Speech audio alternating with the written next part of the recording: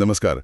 आज हम उत्पत्ति की किताब में थोड़ा गहराई से उतरेंगे। हाँ, और खासतौर पर एक बहुत ही महत्वपूर्ण शख्सियत पर ध्यान देंगे, अब्राहम। अब्राहम, जिन्हें अक्सर विश्वास का पिता भी कहा जाता है ना? बिल्कुल, उनकी कहानी उत्पत्ति में मिलती है और आज हम उन्हीं के जीवन की कुछ खास घटनाओं, उनके विश्वास और परमेश्वर के वादों को समझने की कोशिश करेंगे। ठीक है। तो शुरुआत कहाँ से होती है? अब्राम या उस समय इब्राम? जी, उनका नाम पहले अब्राहम था।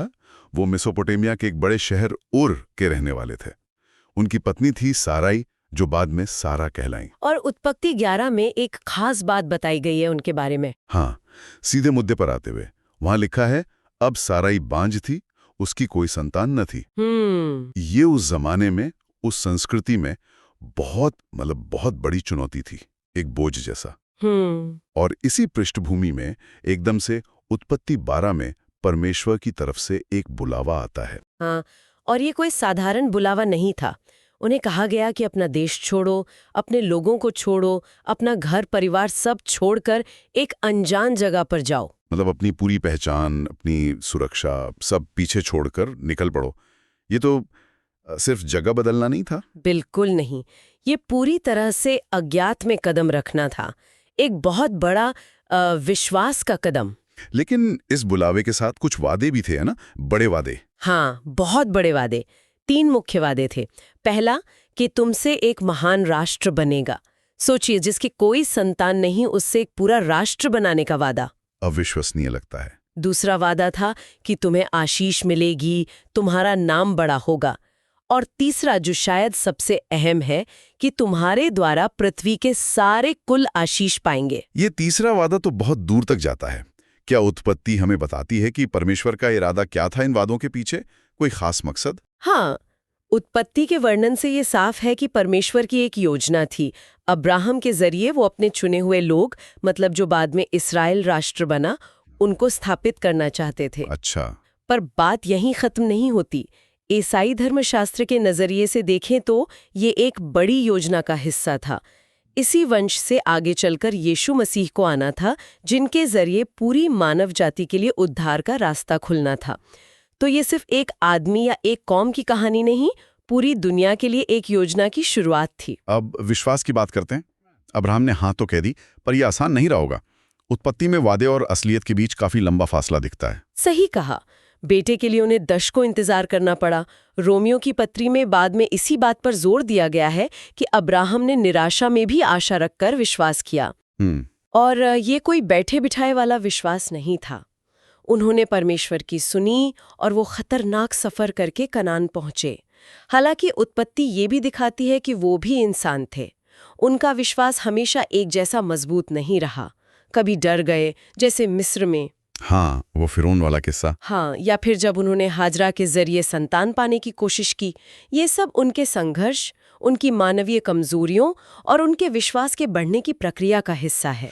और फिर वो सबसे मुश्किल परीक्षा आती है, उत्पत्ति 22 में, इसहाक की बलि। हाँ, वो तो विश्वास की पराकाष्ठा थी। परमेश्वर ने कहा कि अपने इकलौते बेटे, उसी बेटे को जो वादे के तौर पर मिला था, उसे बलिदान कर दो। ये समझना भी मुश्किल है, जिस बेटे पर सारे वादे टिके थे, उसी की बलि। बिल्कुल। उत्पत्ति हमें दिखाती है कि अब्राहम चुपचाप आज्ञा मानकर पहाड़ पर चढ़ते हैं। ये दिखाता है कि उनका विश्वास कितना गहरा था। शायद वो ये मानते थे कि परमेश्वर इसहाक को मरे हुओं में से भी जिंदा कर सकते हैं, ताकि अपना वादा पूरा करें। और फिर आखिरी पल में परमेश्वर ने दखल दिया, एक मेढ़ा मुहैया कराया बलिदान के लिए, और इसहाक बच गया। इस घटना का मतलब बहुत गहरा माना जाता है। जी हाँ, बहुत गहरा। कई धर्मशास्त्री, खासकर रोमन कैथोलिक परंपरा में, इसे यीशु मसीह के आने वाले बलिदान का एक प्रतीक, एक पूर्वाभास मानते हैं। और इस आज्ञाकारिता के बाद, इसके बाद परमेश्वर ने अब्राहम के साथ अपनी वाचा, मतलब एक पक्का समझौता, उसे और मजबूत किया। उत्पत्ति 15 में इसका जिक्र है, जहां परमेश्वर प्रतीकों के जरिए गारंटी देते हैं। तो अब्राहम की इस अटूट आस्था, उनकी आज्ञा मानने का आखिरी में फल क्या मिला? जैसा वादा था, उनके वंशज बढ़े, इसहाक और फिर याकूब के जरिए इजराइल के 12 गोत्र बने।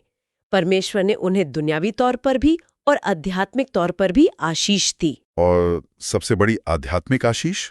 ईसाई नजरिए से देखें तो सबसे बड़ी आशीष यही थी कि उन्हीं के वंश में यीशु मसीह का जन्म हुआ, जिन्हें सभी कौमों के लिए उद्धार लाने वाला माना जाता है। वो तीसरा वादा कि तुम्हारे द्वारा सब आशीष पाएंगे, वो यहाँ पूरा होता दिखता है। तो अगर हम उत्पत्ति की इस कहानी से मुख्य बातें निकालें तो क्या कहेंगे? विश्वास की ताकत। हाँ, विश्वास की ताकत, परमेश्वर पे भरोसा रखने का महत्व, मुश्किल हालात में भी आज्ञा मानने का मतलब, और धीरज रखना, वादों के पूरे होने का इंतजार करना। ये कुछ मुख्य सबक हैं, कह सकते हैं। बिल्कुल। ये कहानी दिखाती है कि कैसे एक इंसान का जीवन जब वो विश्वास और आज्ञाकारिता से जिया जाए तो उसका असर सदियों तक, पीढ़ी दर पीढ़ी महसूस होता है। ये वाकई सोचने वाली बात है। अब्राम की कहानी एक तरह से दिखाती है कि कैसे विश्वास भविष्य की अनिश्चितता और वर्तमान की मुश्किलों के बीच एक पुल का काम कर सकता है। आज की इस दुनिया में जहां हर चीज तर्क पर आधारित है, तेज रफ्तार है, क्या इस तरह के गहरे भरोसे की कोई जगह है, कोई प्रासंगिकता? इस पर विचार करना दिलचस्प होगा।